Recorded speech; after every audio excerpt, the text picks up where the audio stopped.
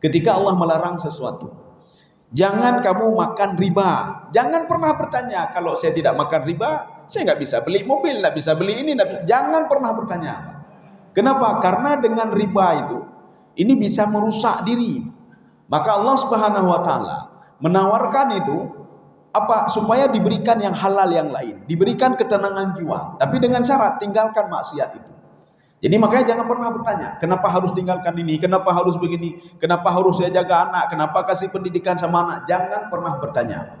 Lakukan saja perintah Allah. Semua perintah Allah itu artinya apa? Ada efeknya, ada hasilnya. Ini kalau kamu lakukan ini, hasilnya begini. Kalau kamu tidak lakukan, maka tidak ada hasil sama sekali. Seandainya Maryam tidak mau patuh kepada Allah, ketika Allah menyuruh wahuzi ilaiki bijiz'in nakhlah, di depanmu ada pohon korma, mau buah korma, goyang-goyang pohon itu. Secara logika tidak mungkin jatuh, apalagi masih rutab. Artinya masih lengket dia di situ udah. Kalau sudah tua kan, kalau kita kan jatuh. Lagi pula nggak mungkin lah pohon korma itu kita goyang-goyang. Nggak mungkin, mahal dah goyangnya, Pak. Nggak sanggup kita goyang.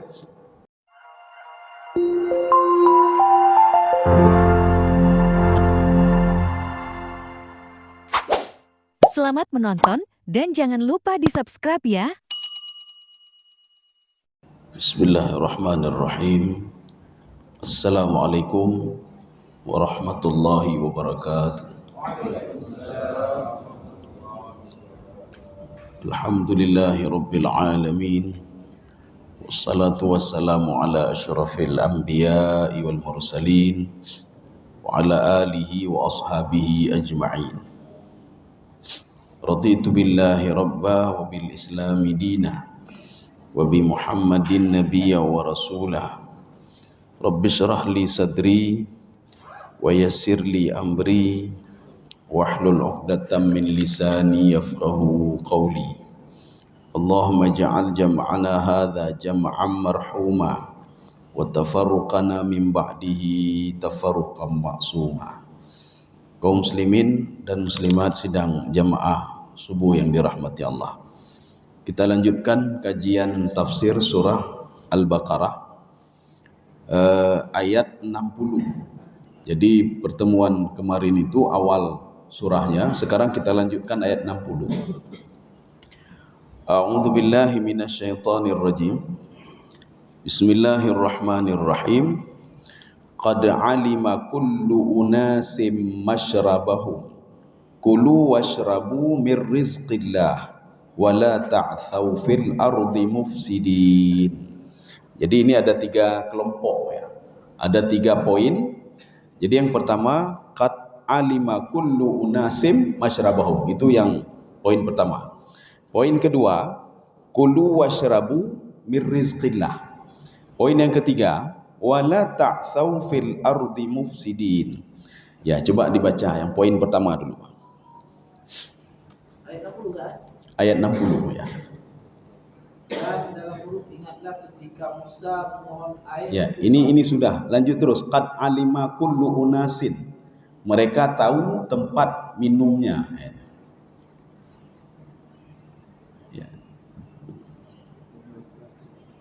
Ya, terus ke bawahnya. Sungguh setiap suku telah mengetahui tempat minumnya. Ya, sudah. Setiap suku sudah tahu tempat minumnya. Batunya Nabi Musa itu persegi 4, ada sebesar ini, Pak. Jadi artinya kalau dalam tafsir Ibnu Abbas, beliau mengatakan dzira'un wa dzira'. Jadi lebarnya 1 dzira', kemudian panjangnya 1 dzira'. Sehingga dikatakan murabba'. Bahkan beliau mengatakan Ibnu Abbas, syakluhu ruham. Jadi dia seperti keramik. Jadi petak. Jadi di sebelah satu segi itu ada 3 mata air, 3 mata air sehingga semua menjadi 12. Pertanyaannya kenapa 12? Karena umat Nabi Musa ada 12 kaum. Ya. Jadi mereka itu tidak pernah keliru kalau minum. Ini kaum ini, kaum ini, kaum ini, sehingga ada 12. Yang menjadi anehnya, di dalam tafsir Sya'rawi apa kata beliau? Yang dipukulnya batu di atas, tapi kenapa keluar air di samping? Sehingga beliau mengatakan, Imam Sya'rawi, ini kejadian ini ya dulu ala mu'jizatin. Ini menunjukkan kalau itu adalah mukjizat. Ini juga pelajaran bagi kita apa? Ya, pelajaran bagi kita apa? Ketika ya Nabi Musa dulu kita lihat. Nabi Musa tidak bertanya kepada Allah, kenapa saya pukul di atas kok keluar air di samping? Kenapa tidak keluar air di atas? Nabi Musa tidak pernah bertanya. Maka setiap perintah Allah jangan pernah bertanya apa? Jangan pernah bertanya. Semua demi kemaslahatan dan menunjukkan apakah kita patuh atau tidak patuh kepada Allah. Seperti ibu Nabi Musa alaihissalam. Wa auhayna ila ummi Musa an ardi'i. Ketika saya perintahkan kepada ibu Nabi Musa, susuilah anakmu selama 6 bulan. Ibunya tidak pernah bertanya, nanti ketahuan sama Fir'aun bagaimana? Tidak pernah bertanya. Allah mengatakan, saya lindungi kamu, kata Allah. Ya. Maryam begitu juga. Ketika Maryam melahirkan Nabi Isa alaihissalam, berada di dalam satu tempat. Ketika itu di situ ada sebatang pohon korma yang sudah ada buahnya, rutab Ibu. Jadi kemudian ada sungai di situ. Dulu sungainya kering, sekarang sudah ada airnya. Ketika lahir Nabi Isa alaihissalam, Allah kenapa tidak mengambil korma dan langsung memberikan kepada Maryam? Allah ingin menguji Maryam, apakah dia patuh atau tidak patuh kepada Allah. Apa perintah Allah? Wa huzzi ilaiki bijid'in nakhlah. Itu di samping kamu ada pohon korma. Kamu mau buah korma? Kalau mau buah korma, goyang-goyang batangnya. Maryam tidak pernah protes kepada Allah. Ya Allah, saya baru melahirkan ya Allah. Tidak mungkin saya goyang-goyang pohon korma begitu besar pohon korma itu. Secara logika tidak mungkin jatuh buahnya ya Allah. Tidak pernah protes. Tetapi Maryam patuh dan taat kepada perintah Allah. Hasilnya apa? Tusaqit alaiki rutaban janiyah. Ketika kamu patuh kepadaku, kata Allah, apapun aku berikan kepadamu. Ya, kita begitu juga. Ketika diperintahkan ibadah puasa, jangan bertanya-tanya, kenapa 30 hari ya Allah? 15 hari saja boleh? Ya, enggak usah 30 hari. Kenapa mesti sebulan? Jangan tanya-tanya. Ada keajaiban yang akan kita lihat di belakang itu semua. Ketika Rasulullah mengatakan, kalau kamu gundah, kamu susah, bersedekahlah kamu. Jangan pernah bertanya, ya Rasul, makin bersedekah makin susah kami ya Rasul. Jangan bertanya. Ada makna tersembunyi di balik perintah itu. Jadi bukan sembarangan memerintah, tidak. Jadi makanya ketika Allah Subhanahu wa taala memerintahkan Nabi Musa alaihissalam, idrib bi'asakal hajar. Pukullah tongkatmu di atas batu itu. Famfajarat minhu 12 aina. Maka nanti akan muncul 12 buah mata air. Dan airnya tidak muncul dari atas. Padahal yang dipukul adalah di atas. Ya, tapi Nabi Musa tidak pernah bertanya kepada Allah Subhanahu wa taala. Karena cuma menjalankan perintah. Contoh lain. Ini untuk kita. Ketika di dalam Al-Quran, Allah mengatakan begini. Famshu fi manakibiha. Berusahalah kamu apapun itu usaha itu. Yang jelas keluar dari rumahmu, kamu berusaha bersaing dengan manusia lain. Apapun kamu lakukan. Apakah mau jadi tukang, mau jualan, mau ini, mau itu, apa saja kata Allah. Kalau kamu patuh kepadaku, famshu fi manakibiyah wa kulu min rizqi. Maka akan aku berikan rezeki kata Allah Subhanahu wa taala. Rezeki itu ada di depan. Ya, jadi artinya apa? Terhampar semua rezeki di depan. Kamu patuh kepadaku, aku berikan rezeki. Tapi ini dulu saja, Mengerja apa? Anak kerja tepu, tidak ada apa-apa. Saya tidak bisa buat ini, tidak bisa buat itu. Maka Allah mengatakan famsu fi manakibiyah. Kalau kamu patuh, aku berikan apapun keinginan. Kaum muslimin sedang jamaah dirahmati Allah Subhanahu wa taala. Begitu pula larangan. Ketika Allah melarang sesuatu, jangan kamu makan riba. Jangan pernah bertanya, kalau saya tidak makan riba, saya nggak bisa beli mobil, nggak bisa beli ini, jangan pernah bertanya. Kenapa? Karena dengan riba itu, ini bisa merusak diri. Maka Allah Subhanahu wa taala menawarkan itu supaya diberikan yang halal yang lain, diberikan ketenangan jiwa, tapi dengan syarat tinggalkan maksiat itu. Jadi makanya jangan pernah bertanya, kenapa harus tinggalkan ini, kenapa harus begini, kenapa harus saya jaga anak, kenapa kasih pendidikan sama anak. Jangan pernah bertanya. Lakukan saja perintah Allah. Semua perintah Allah itu artinya apa? Ada efeknya, ada hasilnya. Ini kalau kamu lakukan ini hasilnya begini. Kalau kamu tidak lakukan maka tidak ada hasil sama sekali. Seandainya Maryam tidak mau patuh kepada Allah, ketika Allah menyuruh wahuzi ilaiki bijiz'in nakhlah, di depanmu ada pohon korma, mau buah korma, goyang-goyang pohon itu. Secara logika tidak mungkin jatuh, apalagi masih rutab. Artinya masih lengket dia di situ dia. Kalau sudah tua kan, kalau kita kan jatuh. Lagi pula nggak mungkin lah pohon korma itu kita goyang-goyang. Nggak mungkin, mahir dah goyang nih Pak. Nggak sanggup kita goyang. Kami saja dulu waktu kuliah dulu, ya. Yang kalau bak korma, Pak, kan banyak pohon korma tu di belakang masjid itu korma hampir ratusan korma. Pak.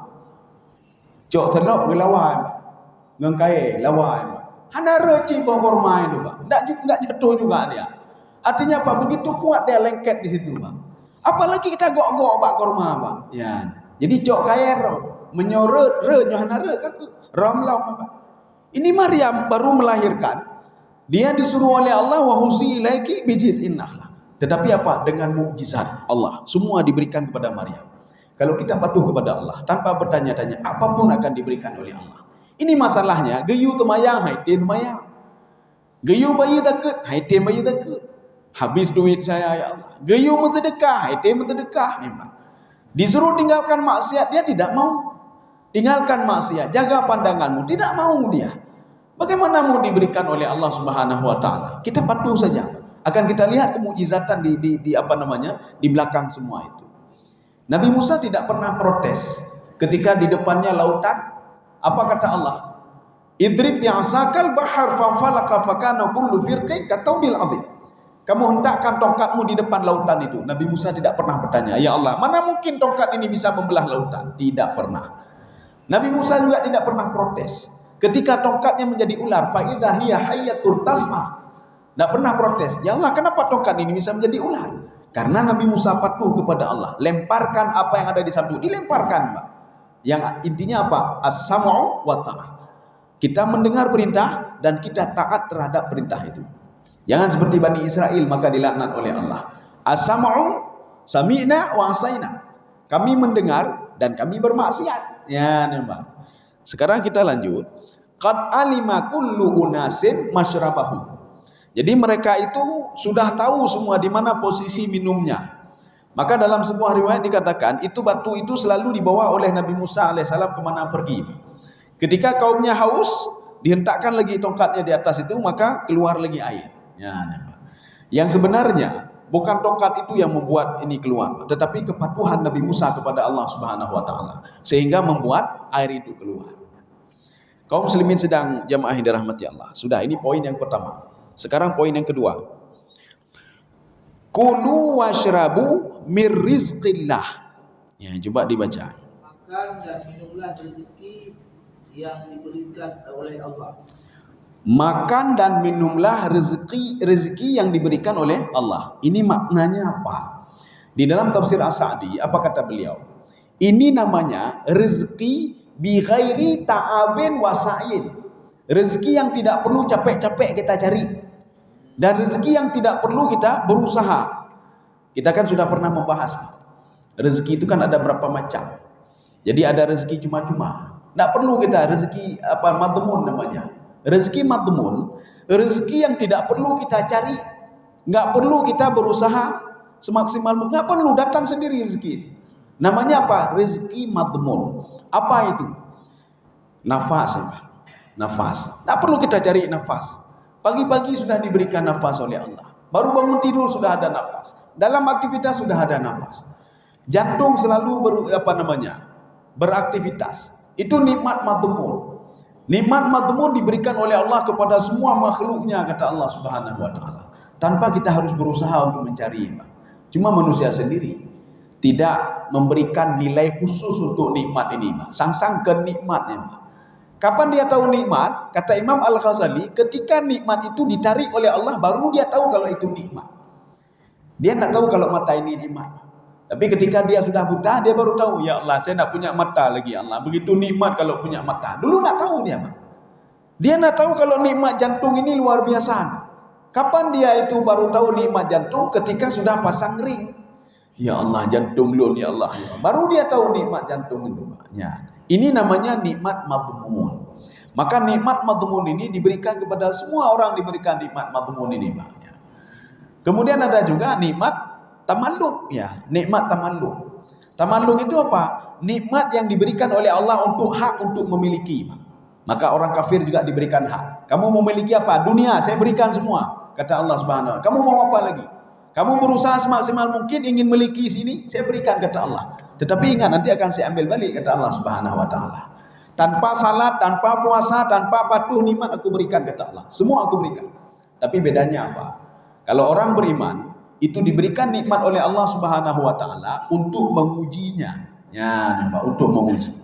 Kalau orang yang tidak salat, tidak patuh diberikan nikmat oleh Allah untuk apa? Liyu'adzibahum biha fid dunya wa tazhaqa anfusuhum. Untuk mengazab mereka. Makanya mereka makin bertambah harta, makin kurang harta itu. Makin susah dia, makin gundah dia, Pak. Terus dia mencari, terus mencari. Ya, ini penyakit namanya. Seperti yang Rasulullah katakan. Alhamu la yaqti. Orang tidak patuh, tidak salat, dia kejar harta. Dia dapat harta belum cukup lagi, Pak. Dia cari lagi, Pak. Yang ada apa? Alhamu la yaqti. Jadi kegundahan yang enggak pernah putus-putusnya kata Allah Subhanahu wa taala. Sebenarnya yang kita kejar itu, ya, Pak, yang kita kejar itu adalah yang terakhir, ar-rizqul mau'ud, itu yang kita kejar. Rizqul mau'ud adalah rezeki dunia akhirat. Ya, Pak, dunia akhirat rezeki, Pak. Jadi jangan kita kejar rizqil madmun, sudah dijamin kita oleh Allah Subhanahu wa taala. Rizqil madmun, kemudian rizki mamluk. Untuk apa rizki mamluk? Kalau kita cari rezeki seperti mereka cari, tidak jauh beda kita dengan orang-orang kafir. Tapi kejarlah rizqil mau'ud. Mau'ud itu apa? Rezeki yang dijanjikan oleh Allah tapi bagi orang-orang khusus yang patuh dan taat kepada Allah. Makanya Allah menjanjikan apa? Ketenangan dunia dan ketenangan akhirat. Jadi artinya di dunia kamu tenang, di akhirat juga kamu tenang. Kamu dapat dua-dua kata Allah Subhanahu wa taala. Tapi dengan syarat kamu patuh dan taat kepadaku. Ya. Jadi makanya Allah menjanjikan kepada ibu Nabi Musa alaihissalam, kalau kamu patuh kepadaku untuk melempar Musa ke Sungai Nil, saya kembalikan dia nanti, saya jadikan dia seorang rasul dan kamu juga saya jaga. Kamu juga bahagia. Di mana bahagianya ibu Nabi Musa alaihissalam? Bisa menyusui Nabi Musa di kerajaan Fir'aun. Dan bersama anaknya juga Miriam.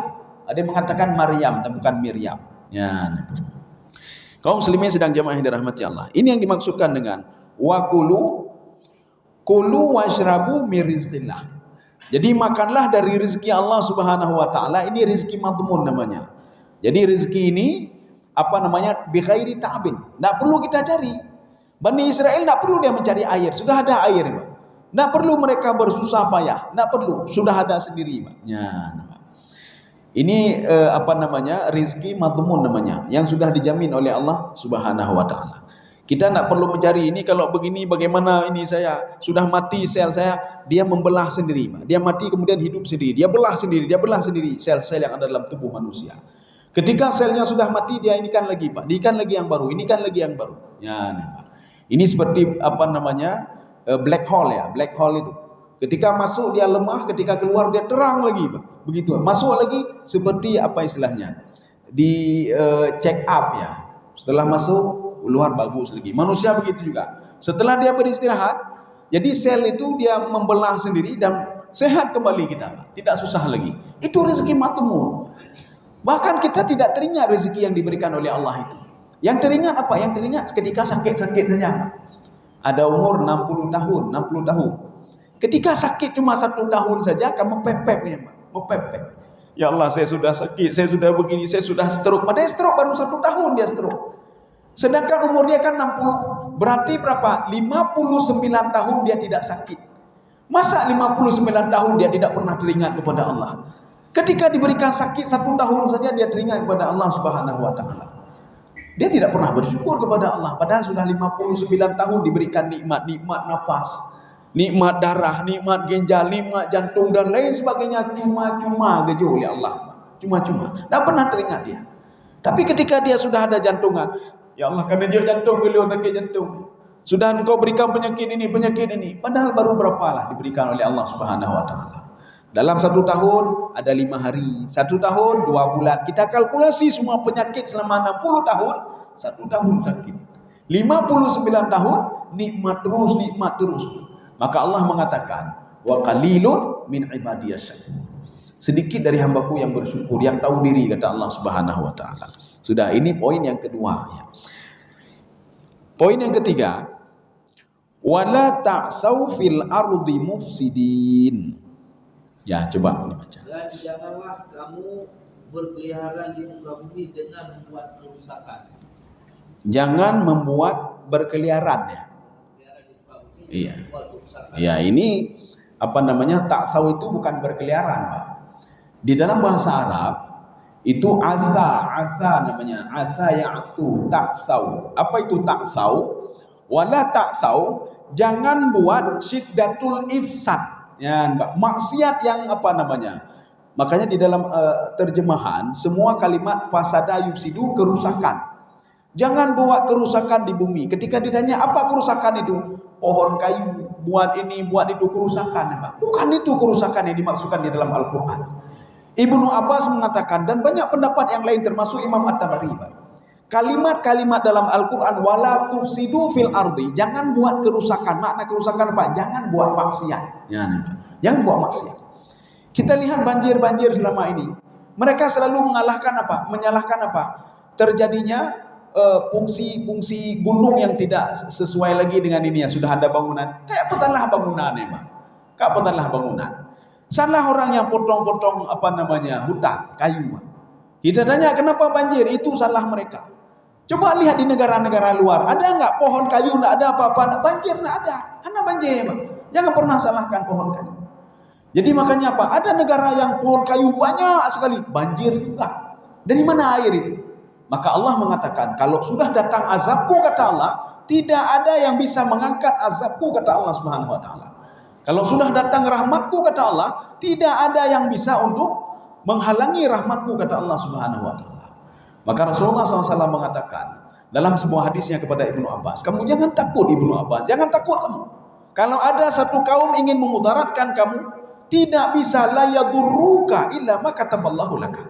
Mereka tidak bisa buat apa-apa kecuali apa yang sudah dituliskan oleh Allah untukmu. Ya, tidak perlu takut. Kalau ada satu kaum ingin memberikan manfaat kepadamu, tidak bisa, kata Allah Subhanahu wa taala, kecuali apa yang sudah ditulis oleh Allah Subhanahu wa taala. Maka ada dua syarat, kata Allah. In tasbiru wa tattaqu la yadurrukum kaiduhum syai'a. Dengan dua syarat. Kalau kamu mau bersabar, kamu mau bertakwa kepadaku, menjaga diri dari maksiat, kata Allah, orang lain tidak bisa macam-macam kepadamu, kata Allah. Saya jaga kamu, kata Allah. Ya, nih, Pak. Jadi artinya apa? Jauhkan maksiat, baik pupuk mati. Buatlah ketaatan kepada Allah dan jangan pernah bertanya sedikit pun. Ketika kita masalah dengan anak kita sakit, jangan pernah bertanya, "Apakah dapat sakit anak lu ya Allah? Kenapa rezeki saya sedikit?" Jangan pernah bertanya, Pak. Jalani saja. Yang jelas kunci kita dua, as-sam'u wa ta'ah. Kita mendengar patuh dan taat kepada Allah Subhanahu wa taala. Kita mendengar kewajiban salat, kita salat. Kita mendengar kewajiban puasa, kita puasa. Dan jangan pernah bertanya sedikit. Kalimat wala ta'tsaw ini maknanya apa? La ta'mal syiddatu maksiyah. Jangan buat maksiat yang lebih dahsyat. Sehingga apa? Mengundang azabku yang lebih dahsyat juga, kata Allah Subhanahu wa taala. Ini makna ta'tsaw, Pak. Jadi ta'tsaw itu maknanya syiddatu syiddatul fasad, syiddatu ifsad. Ifsad yang dimaksud adalah maksiat. Wala tufsidu fil ardi, maknanya jangan kamu itu membuat maksiat di bumi ini. Kalau kamu buat akan aku turunkan bencana, kata Allah. Tetapi ini sudah disalah. Ini kan artinya Pak, wala tufsidu fil ardi maknanya jangan buat kerusakan di bumi. Jangan potong kayu. Jangan potong ini, jangan buat ini, jangan buat itu. Ya, banyak negara yang potong-potong kayu, nggak ada hujan, nggak ada banjir ini, Pak. Jadi makanya ifsad di sini adalah maksiat. Ta'tsaw, maksiat yang sangat dahsyat, kata Allah Subhanahu wa taala. Bisa saja membawa kita kufur kepada Allah Subhanahu, maksiat itu. Bisa saja mencelakai orang lain dan akhirnya apa? Mencelakai diri kita sendiri. Ini makna wala ta'tsaw fil ardi mufsidin. Sudah. Ini ayat ini kalau kita lihat kolerasinya dengan ayat sebelumnya. Hubungannya dengan ayat sebelumnya itu apa? Ayat sebelumnya Allah Subhanahu wa taala menurunkan rijzam minas sama, kata Allah.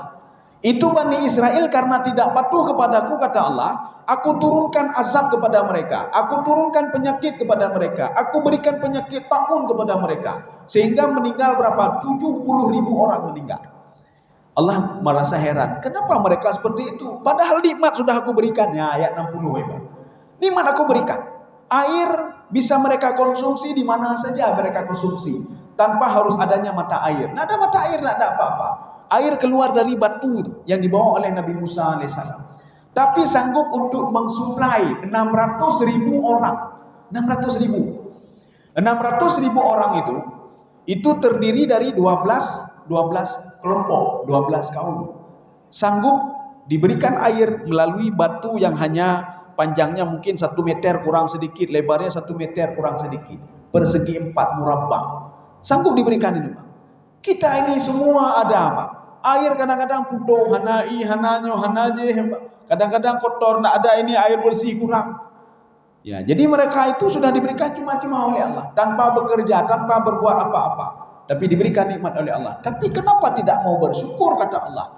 Sehingga mereka itu dikirim oleh Allah rijzam minas sama, dikirim penyakit oleh Allah. Maka nggak boleh protes lagi ketika sudah dikirim bala itu. Jangan protes lagi. Makanya ketika dikirimkan bala, yang perlu kita tanya pada diri kita, ini apa yang sudah saya lakukan? Jangan kita tanya kepada Allah, kenapa engkau lakukan ini? Itu jangan pernah bertanya. Kita tanya, kenapa saya buat seperti ini? Apa yang sudah saya lakukan sehingga Allah murka kepada saya?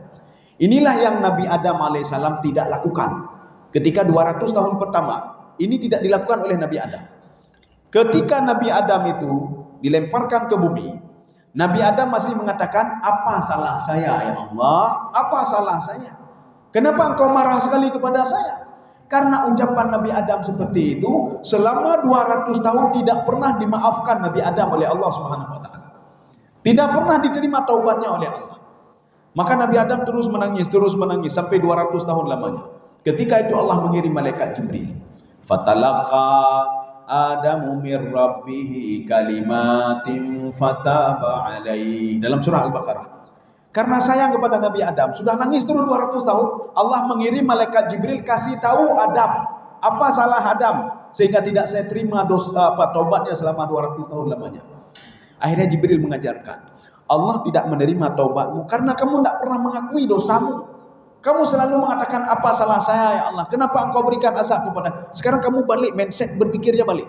Bagaimana mindset berpikirnya? Salah saya ya Allah, maafkan saya ya Allah. Ya, maka diajarkanlah doanya, Rabbana innana zalamna anfusana. Ya Allah, saya zalim sehingga saya tidak patuh kepada perintahmu. Istri saya zalim sehingga tidak patuh kepada perintahmu. Ketika itu fataba alaihi, langsung diterima taubatnya oleh Allah. Maka jadikan bulan Ramadan ini untuk bulan pengakuan dosa. Jangan pernah gini kepada, ya Allah kenapa begini? Jangan kenapa begini, Pak. Itu cara pola pikir yang salah. Di bulan Ramadan ini, ya Allah saya zalim selama ini ya Allah. Lun kalau temecu tengok lun talah ya Allah. Ya nampak.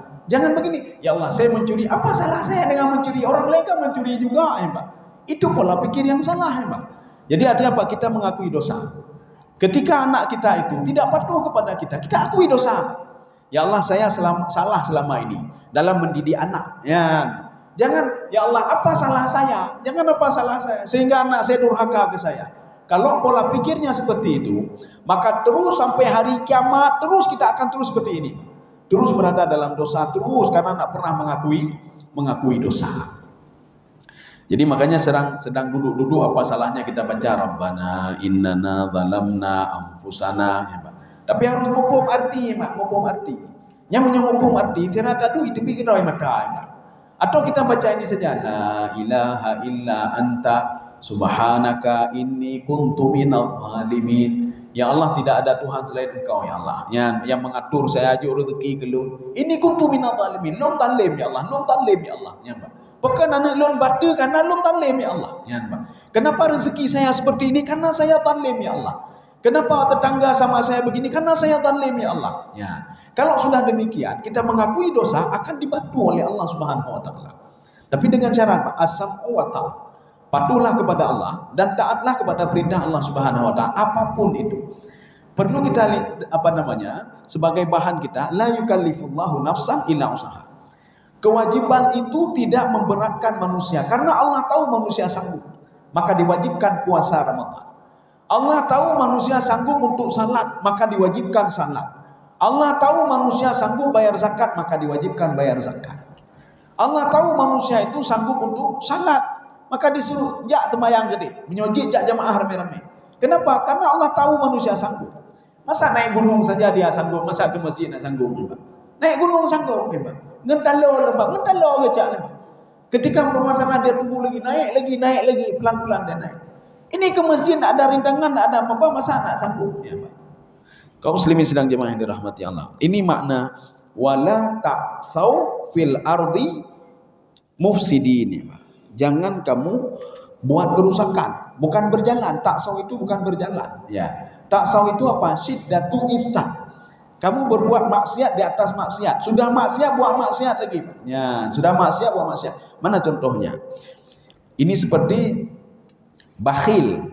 Bakhil yang biasa, dia tidak mau mengeluarkan hartanya, dia berikan sedikit untuk orang lain. Yang kagedeun harta, Pak. Ya, ini bakhil biasa. Ada satu lagi namanya asyahyu. Ya, asyuhu. Syuhu itu bagaimana? Sudah dia tidak mau mengeluarkan hartanya, dia ingin harta orang lain dia kuasai lagi. Ya, ini maknanya maksiat di atas maksiat. Sudah tidak mengeluarkan harta, dia bakhil, ingin menguasai lagi harta orang lain. Ini namanya asyuhu namanya. Jadi syuhu itu bakhil sudah level atas, Pak, syuhu. Sedangkan di bawah itu namanya al-bakhil. Ya, apakah dia bakhil untuk orang lain atau bakhil untuk dirinya sendiri? Apa yang dilakukan? Dia terus menumpuk harta. Dia tumpuk harta, Pak. Ya. Dia pikir harta ini bisa menolong dia, padahal tidak bisa. Dia kumpul-kumpul harta. Wa'adadahu. Dia kira-kira. La yumbadanna fil hutama. Kamu dan hartamu saya masukkan ke neraka, kata Allah. Kenapa ya kira-kira hartanya? Ya. Kaum muslimin sedang jemaah yang dirahmati Allah. Sudah. Sekarang kita lanjut ayat 61. Tetapi ayat ini nanti kita baca mungkin hanya setengah saja karena ayatnya panjang sekali ini, Pak. Ayatnya panjang sekali. Ini apa namanya? Ayat ini menunjukkan kepada protes. Ya, nyobek protes gitu ya, Pak. Jangan pernah protes terhadap nikmat Allah. Orangnya gejauh wanu, terima saja. Artinya apa? Kalau kita menerima nikmat ini, kita alhamdulillah besok diberikan lagi. Jangan pernah protes kepada Allah Subhanahu wa taala. Sebagaimana protesnya Bani Israel. Maka ini bisa menjadi pelajaran bagi kita. Jangan pernah protes terhadap nikmat Allah sekecil apapun nikmat itu. Jangan pernah protes. Jalani saja. Besok diberikan lagi. Bahkan dilipat gandakan oleh Allah Subhanahu wa taala. Sekarang coba kita lihat ya. Wa idz qultum ya Musa lan nasbira ala ta'ami wahidin. Ya, coba dibaca. Segitu saja dulu. Dan dalam huruf ingatlah ketika kamu berkata, hai Musa, kami tidak bisa sabar. Dalam huruf tahan dengan satu macam makanan. Sudah. Iya. Apa kata Bani Israel?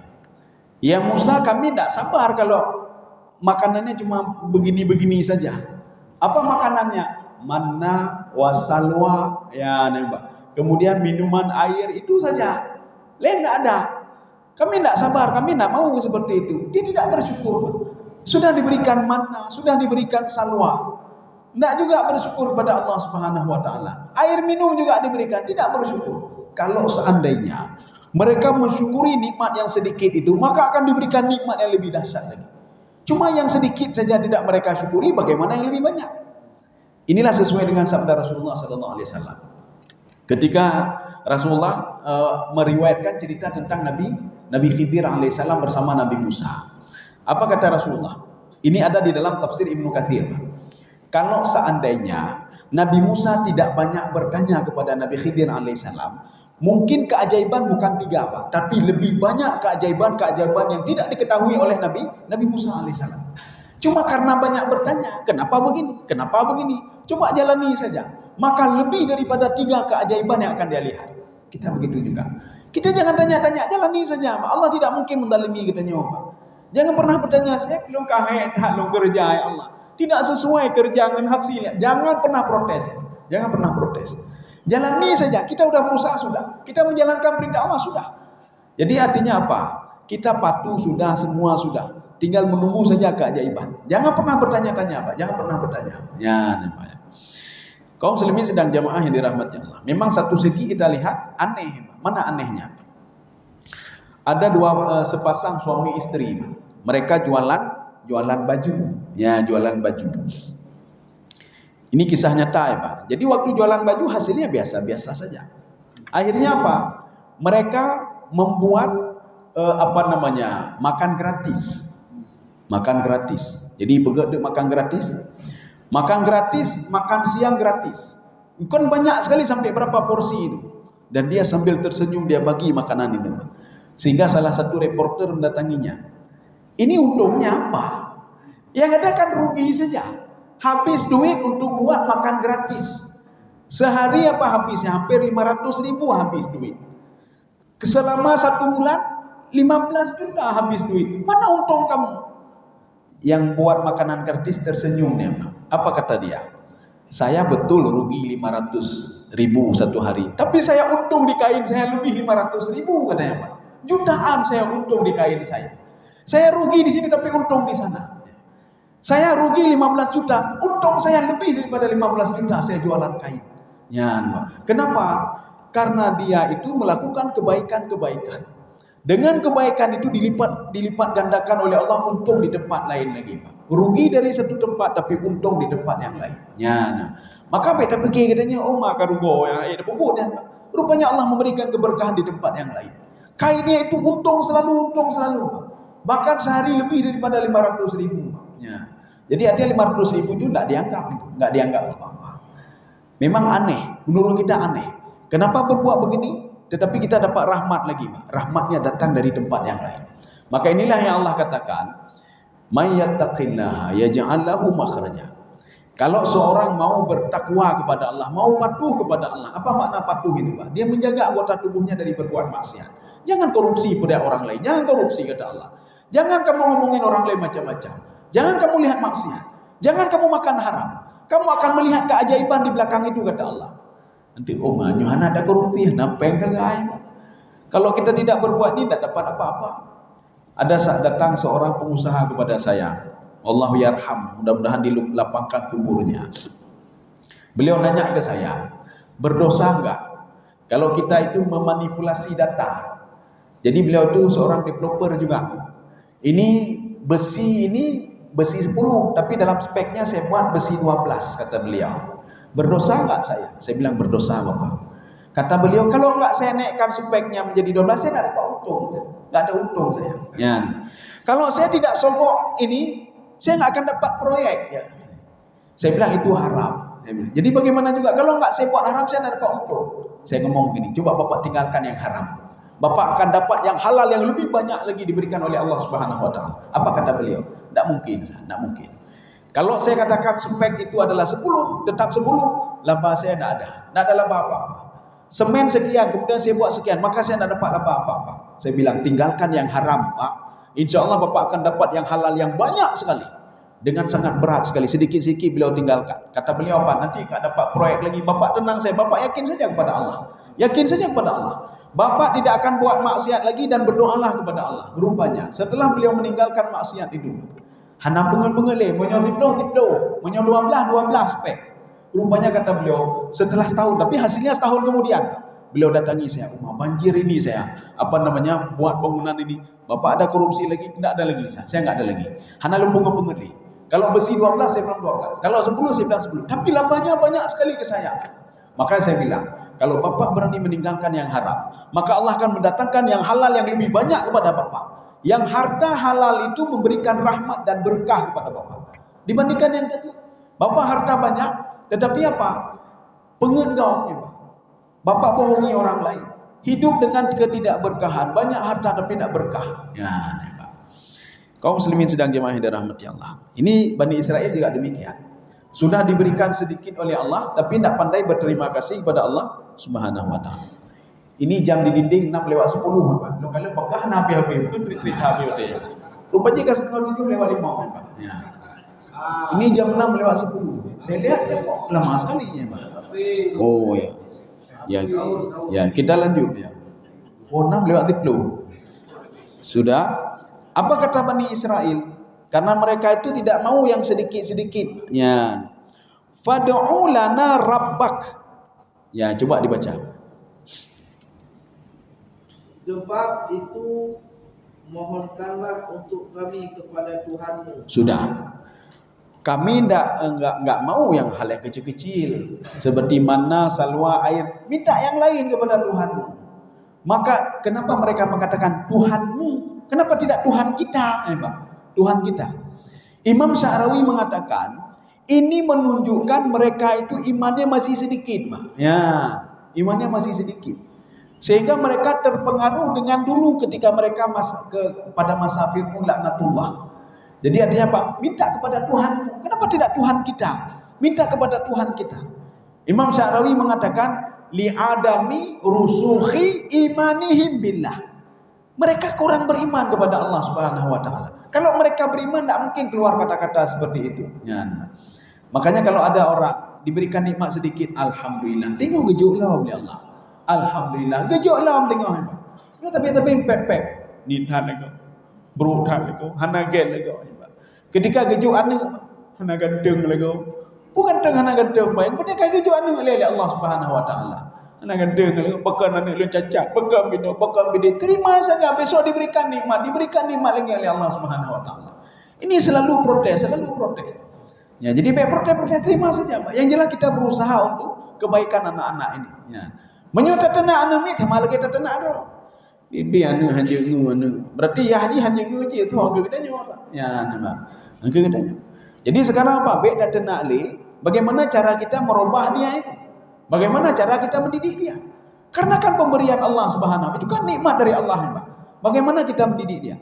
Kalau kita bersabar, maka Allah katakan kalau kamu bersabar, kamu ini nikmat akan terus bertambah. Masalahnya kita tidak mensyukuri nikmat yang sudah ada. Ya Allah, lu lakian ni lain yang janji ya Allah. Lakian lain. Tidak berterima kasih dia, Pak. Gejolak. Janji je ya Allah. Mandu janji Pak. Tapi yang sudah ada ya Allah luar biasa ni lu tengok kejuk lah ya Allah ya ni Pak. Yang lebih taat lah, yang lebih hijrah lah, lebih akai lah ni Pak. Ya. Kaum muslimin sedang jemaah yang dirahmati Allah. Ada seorang jemaah ini mendatangi saya, Allah yarham, diluangkan kuburnya. Apa kata beliau? Ustaz, anu ulun kah? Ganteng-ganteng mendu. Cuma sabuh nak ganteng hitam tidur. Ya Pak. Tidur hitam je lepas hitam ya Pak. Batu tadi. Ka batu hitam lah Pak. Jadi waktu tsunami kata beliau, rupanya anak yang ganteng-ganteng meninggal semua. Termasuk istri beliau meninggal juga. Beliau ngomong ke saya, Pak, yang tinggal anu hitam penuh, Pak. Rupanya ya Allah, pikiran saya salah kata beliau. Anak yang hitam, yang ungang ini, inilah yang paling setia dengan saya. Nggak pernah dia lari ke sana kemari, dia jaga saya sampai beliau meninggal, anak ini yang jaga. Saya masuk rumah sakit, anak ini yang jaga, bibi jerohan dulu. Rupanya apa yang saya kira kepada Allah itu salah. Ganya kepegang malam pekan ni lu lagi ya Allah. Hitam tidur bro, tak tidur apa. Anak saya hitam tak bro, tak anjung je macam-macam. Maka beliau mengatakan ke saya sudah rubah pola pikir saya, supaya tidak seperti itu anak saya. Cukup ge akai je. Cukup ge akai, Pak. Yang hitam tadi, ya Pak. Yang hitam tadi. Mungkin kalau dia berakai, sudah ditinggalkan saya begitu dia kemana dia pergi. Tapi tidak, dia terus menjaga saya. Ya, saya sakit dia jaga saya. Bibi jeroh anaknya. Nah, katanya Pak. Cuma saya belum ketemu lagi sama anaknya itu nggak ada. Sama ini bapaknya sudah meninggal. Pak Kabih Hanali, Pak, meninggal dunia. Jadi artinya apa? Ini memberikan pelajaran kepada kita. Ketika diberikan nikmat sedikit, jadi dia manfaatkan nikmat itu. Maka nikmat sebenarnya banyak kata Allah, wa fi anfusikum, pada diri kalian itu nikmat semua itu kata Allah. Masih bisa bergerak itu nikmat. Aci ke stroke. Coba kita stroke, yang kahana mampu. Ibadah nak bisa, apa-apa nak bisa, aktivitas nak bisa. Ya, nah. Jadi setiap apapun alhamdulillah sehat. Alhamdulillah nak untuk berbuka. Alhamdulillah minum. Alhamdulillah hanu ulun kajro. Alhamdulillah yang juga dah berdoa betul kan. Tak berdoa mentang ya Allah menyuji rezeki ni tamahlam oleh Allah dengan syarat apa? Kita mensyukuri nikmat yang sudah diberikan oleh Allah Subhanahu wa taala. Saya rasa cukup sekian. Jadi insyaallah besok tidak ya? Lusa. Ya besok Sabija. Berarti saya lusa lagi. Nanti kita lanjutkan ayat 61. Apa yang mereka minta? Kita lihat. Mereka menyuruh Nabi Musa untuk minta makanan lagi dari langit. Apa yang mereka minta? Itulah nanti insyaallah lusa akan kita bahas. Mudah-mudahan ada manfaatnya bagi saya sendiri dan jemaah sekalian. Subhanakallah bihamdika asyhadu an la ilaha illa anta astaghfiruka wa atubu ilaik. Assalamualaikum warahmatullahi wabarakatuh.